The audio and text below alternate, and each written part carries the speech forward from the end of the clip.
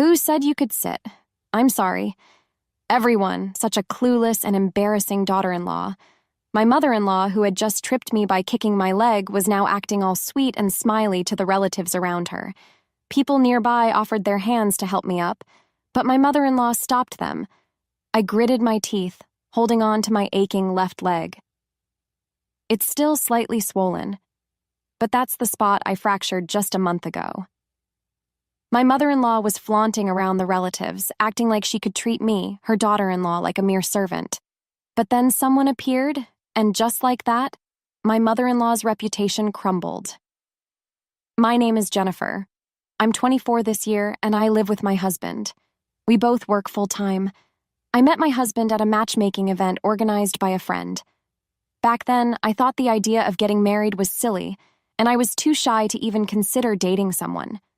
Plus, I was always so focused on my studies that I didn't have many friends. Because of my personality, a few of my close friends worried that I might end up single and with few friends for the rest of my life. So they strongly insisted and brought me to the event. I wasn't looking for a life partner, but by chance I met Ken, who's 2 years older than me. He turned out to be a senior colleague of the friend who had invited me. Apparently, Ken was also one of those who got dragged into attending the event. My friend whispered to me, "If you don't find anyone else you like, just chat with this guy." So, I did just that. It seems Ken, too, felt the same way. I later found out he said he'd be with me only if there weren't any other women he liked. In the end, I did attend an event for singles, but later on, I ended up dating Ken, just as my friend had suggested. According to my friend, Ken and I seemed to have similar vibes, so they thought we might be a good match.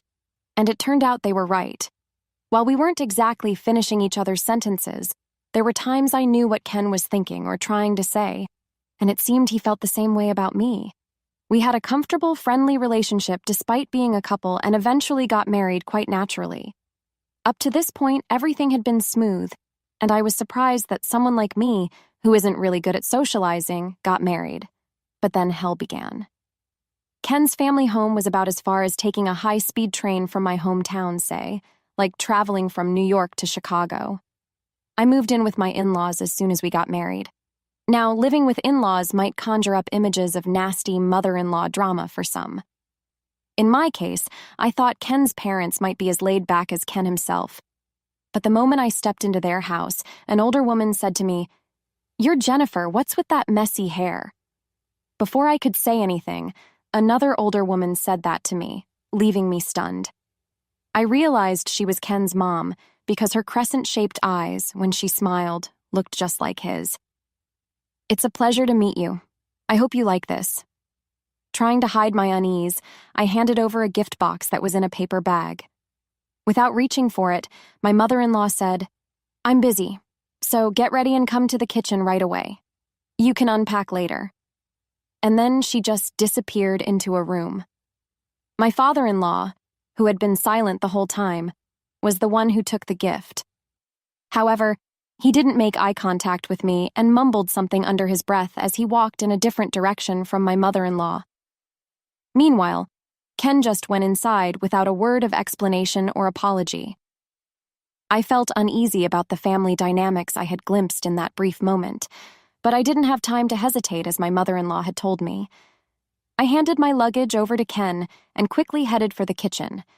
Hearing my footsteps, my mother-in-law turned around and gave me a sharp glare. "Do you not tie your hair back when you cook at home? Do you have some tradition where a husband drinks a tea made from his wife's hair or something?" Seems she purposely described my naturally curly hair as messy earlier. I wasn't expecting to start cooking as soon as I arrived, and it appeared she didn't like that I had my hair half up. "I'm sorry. I'll tie it back and come right back." As I was about to leave the kitchen, she said, "Don't you dare drop even a strand of your uncultured hair, and if you're going to tie it, these hold the best," handing me a pile of rubber bands. I was somewhat prepared to be bullied as the new daughter-in-law, but I hadn't expected such direct animosity. My mother-in-law was a tricky person to deal with. Most would assume mothers bully their daughters-in-law because they feel their precious son has been taken away. But it didn't seem that way with her. That's because she was tough on Ken and my father-in-law as well, Especially towards Ken, she'd often say, "You're so weak-willed that you could only get a good-for-nothing wife like her," or "despite me constantly telling you not to turn out like your dad." She was really mean with her words. Ken and my father-in-law just kept quiet, not retaliating at all.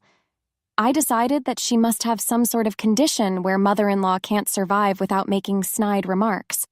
I managed to endure that. However, there were times when my mother-in-law was in an especially bad mood, and only my meal wouldn't be served. Ken and my father-in-law saw this, but both pretended not to notice. Ken, in an attempt to appease her, would even join in on her nasty remarks about me. Despite being a grown man, he didn't have the guts to speak up to his mother. He acted as if everything his mom said was right, blaming me for it. It made me sad, and at the same time, I was utterly dumbfounded by his attitude. As for my father-in-law, during these times, he would be as inconspicuous as possible, quickly leaving the room whenever my mother-in-law started harping on me. The reason not only Ken, but also my father-in-law couldn't stand up to her became evident through her harsh words. "You married into our family, so you have no right to talk back to me. Everything you have now is thanks to my father. If you have any complaints, why don't you speak up? You'd be cursed by my father." It didn't seem like the father-in-law was afraid of being cursed, but he seemed to feel inferior because he married into the family. Having seen his father being submissive to his mother since he was young, Ken probably realized that his mother was the strongest in the family, just like his father. He always tried to gauge his mother's mood and would either stay silent or agree with her, no matter what she said. I, already anxious about living in my in-laws' house, was soon faced with a predicament. From the day we started living together, I was made to accompany my mother-in-law on her weekly grocery and household shopping trips. One day, after getting used to carrying bags full in both hands, I went to the usual supermarket that my mother-in-law always frequents. It was a weekend, so the elevator we usually took was crowded, and we couldn't use it right away. Impatient, my mother-in-law quickly grew frustrated that there wasn't a single elevator on the ground floor, exclaiming, "Forget it, it's a waste of time to wait here, let's just use the stairs." Though she always has me fetch even just a single TV remote for her, it was surprising to hear such words from my mother-in-law. If I dared to speak out, I felt like she might just bite my head off, so I silently obeyed, walking diagonally behind my fast-paced mother-in-law. I reached out instinctively when she almost tripped over the hem of her dress. In that split second, I stretched out my hand and supported her back to prevent her from falling. But in doing so, I lost my balance and ended up tumbling down a few steps. Until then, everything had been okay. However, because of what I did, I neglected to watch my own step. I lost my balance and fell. "Hey, what the heck are you doing?" Instead of showing concern, my mother-in-law scolded me. Oddly enough, I was more surprised by her reaction than the pain I felt. I'd only fallen down a few steps, but it seemed like I'd twisted my ankle pretty badly. Noticing the rapidly swelling ankle, my mother-in-law clicked her tongue in annoyance. "Ugh, you're so clumsy. With that ankle, you won't be able to carry the groceries properly. Just wait in the car. It's pointless having you here." I don't want to sound ungrateful, but it's pretty harsh considering I got hurt while trying to help my mother-in-law. But if I mentioned that, she'd probably snap at me even more. So I just quietly went back to the car, reclined the seat, and took a rest. The next day, once the household chores had settled down, I went to the doctor around noon. I thought it was just a sprain, but it turned out I had a hairline fracture, and they gave me crutches for the way home. I texted mother-in-law about it, letting her know I'd gotten medicine and would be a bit late. The lack of a response was par for the course, letting me know mother-in-law didn't care in the slightest. Struggling with crutches I wasn't used to, I got home only to be immediately told by my mother-in-law to change the light bulb in the bathroom. The ceiling is high, so just use the ladder from the backyard and make sure to clean that dirty floor. I was taken aback by her usual uncaring attitude. It wasn't that I wanted her to be concerned for me, but couldn't the light bulb replacement wait for Ken or the father-in-law to get back from work? Having someone with a bad leg climb up a ladder on a slippery floor showed mother-in-law's lack of humanity. And of course, when Ken and father-in-law came home, neither showed any concern. All I got was mother-in-law yelling at me for not doing chores efficiently with my injured foot. From that point, her mistreatment of me intensified. Though she didn't lay a hand on me, I was constantly berated with cruel words, increasing my stress. About a month into this life, while I was weeding the garden, protecting my slowly healing foot, mother-in-law approached me. "There's a family dinner next week. Knowing you, you don't have any formal dresses, right? I'll lend you one of mine, but make sure you fix that messy hair of yours for the day." Ever since the marriage, she had made me quit my job.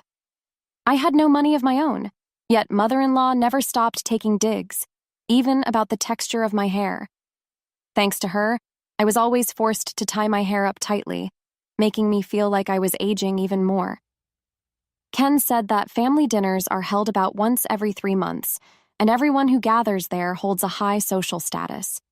Whether they're highly educated and employed at major companies or entrepreneurs with over 500 employees under them, they're all elites in their respective fields. It seems when I actually went, I noticed that in the parking lot of the reserved restaurant, everyone was standing around in groups, chatting and mingling with those high-status individuals. Even though I was the newbie, many approached me to chat. But my mother-in-law would almost always intervene. "This is my daughter-in-law, Jennifer. Sure, she's dressed up nicely now, but on a regular day, if no one says anything, she'd be in sweatpants with unkempt hair. It seems she put in extra effort today knowing she'd meet all of you.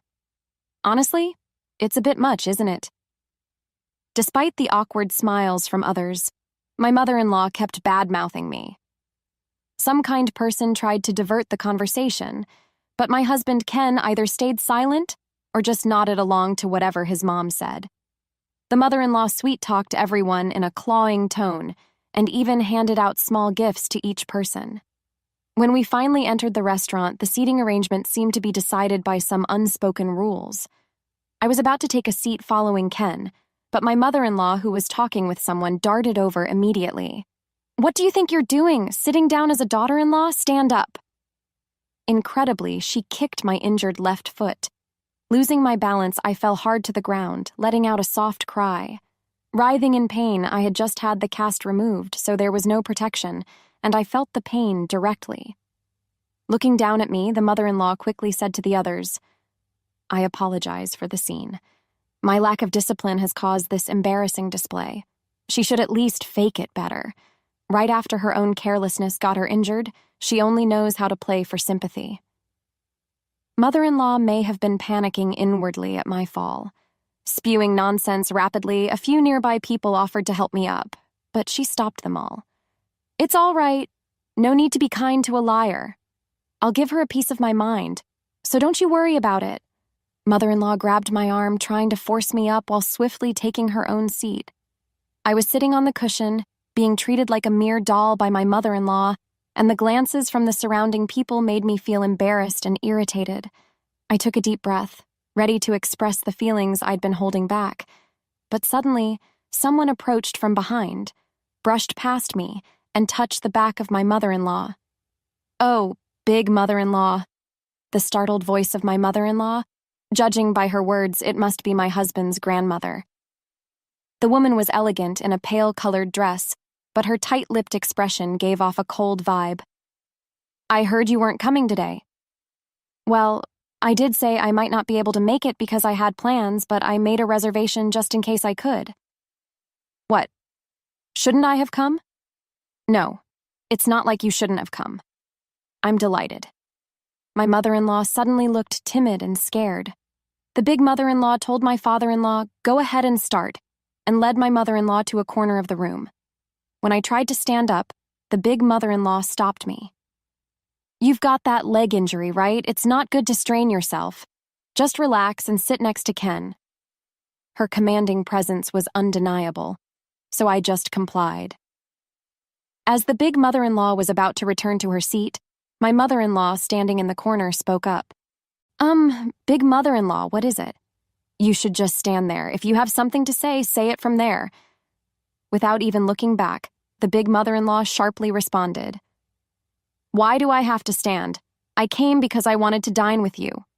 Peeks from other relatives made my mother-in-law's face turn even redder. What a ridiculous thing to say. Did you really think you, being just the daughter-in-law, can sit? It's about what you said to Jennifer earlier, isn't it? Don't you think you should set an example? Faced with the big mother-in-law's firm response, my mother-in-law's face turned even brighter red. Soft chuckles could be heard from somewhere. You used to be such a sweet girl when I first met you. When did you become so mean? If I knew you were like this, I wouldn't have let my son marry into your family. Well, my son did run away from home because he didn't like me, so I can't say much. My father-in-law seated in front of me shifted uncomfortably. Turns out the silly reason my father-in-law married into the family wasn't because of a lack of heirs or any special reason, but seemingly to escape his strict mother. And the big mother-in-law just wouldn't stop talking. Everyone had stopped eating and was listening intently. I was shocked when he ran away from home, only to come back casually with a wife and son. You'd think they've done a remarkable job raising their child, but here they are, both of them, pretending not to notice their daughter-in-law being mistreated right in front of them. From the daughter-in-law's perspective, she must feel she's married into quite the family, huh? Why don't you two show everyone those dumbfounded faces of yours? Big mother-in-law pointed at father-in-law and Ken, who were seated, making them stand next to my mother-in-law. These folks are a disgrace, being rude to relatives who've come from outside. Remember them well. I felt she might be overdoing it, but seeing the three of them heads down made me feel better. All eyes were on them when mother-in-law spoke up again. Big mother-in-law, I've been trying to educate this failure of a daughter-in-law. She barely does her chores, using her foot injury as an excuse, and even puts on a show of pain in public.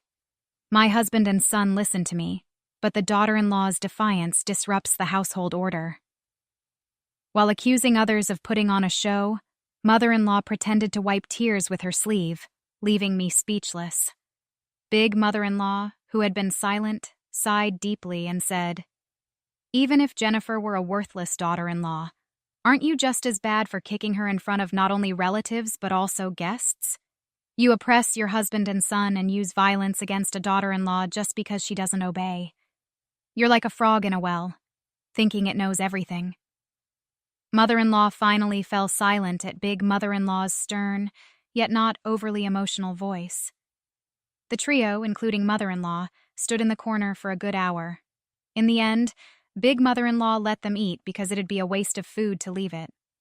After the meal, I stopped big mother-in-law to express my deepest gratitude.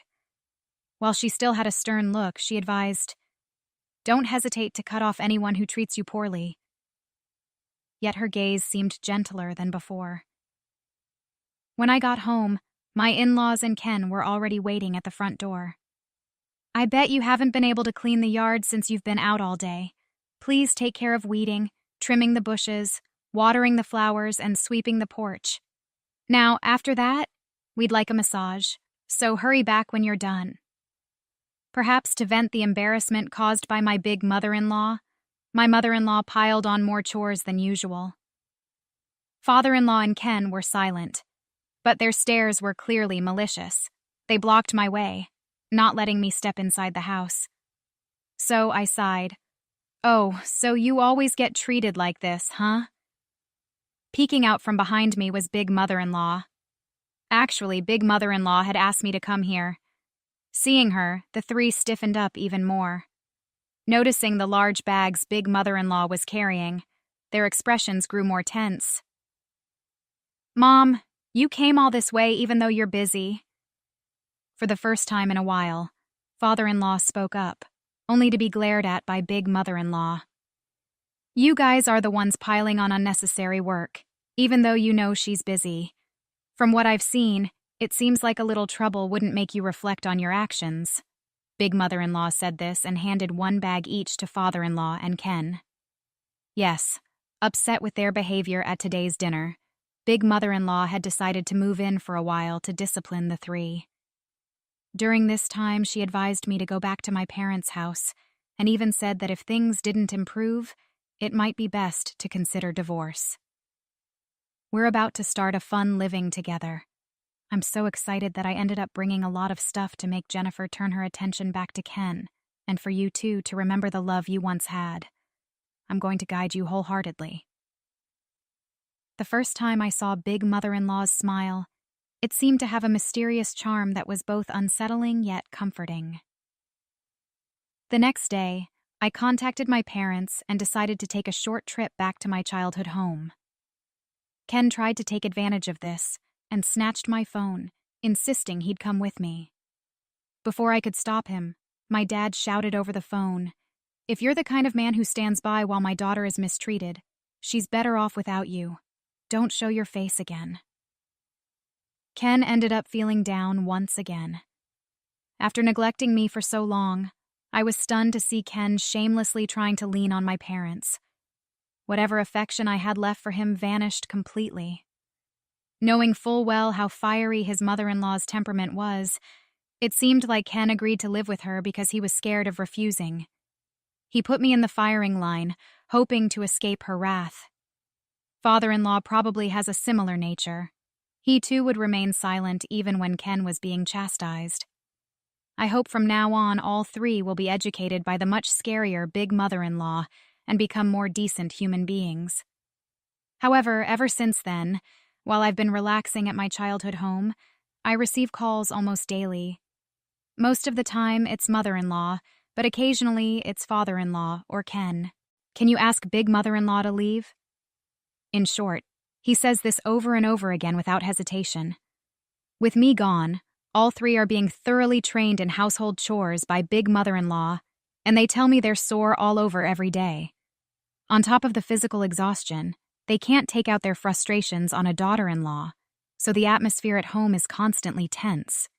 It's not just Big Mother-in-law. Apparently, she's been calling over relatives unannounced for surprise inspections.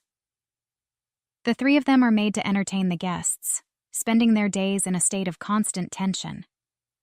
All three kept playing the victim, saying things like, "Kick out the Big Mother-in-law and come back.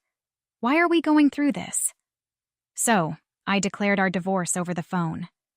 Normally, it's something to be discussed face to face, but given how they treated me poorly, I figured I wasn't in the wrong to do it this way. With the mediation of the Big Mother-in-law, the divorce process was completed smoothly. I continued to stay at my childhood home, searched for a job, and decided to start a new life. Half a year later, a minor incident occurred at my workplace. Shockingly, my ex-husband, along with my in-laws, had tracked down my workplace and showed up unannounced. I wondered where the leak had come from, but then I got a call from Big Mother-in-law. She told me the letter Jennifer sent was opened without permission. Maybe that's how they found out. I calmed down the apologetic Big Mother-in-law and assured her that there was no harm done. At the entrance of my company, 3 of them were restrained by multiple security guards. Watching quietly from the floor above, I noticed they were repeatedly mentioning my name. They probably couldn't stand the scolding from Big Mother-in-law any longer. But Mother-in-law used to curse me with foul words every day, and both Father-in-law and Ken turned a blind eye. So it's no surprise they're in this situation now. I don't feel the slightest sympathy for them being manhandled by security, and I don't want them in my sight anymore. Besides, I already had someone special in my life. This person respects my feelings but also confidently shares his own opinions. He's someone I can really rely on. To be honest, I'm not yet brave enough to think about marriage, but I'm going to take it slow and nurture our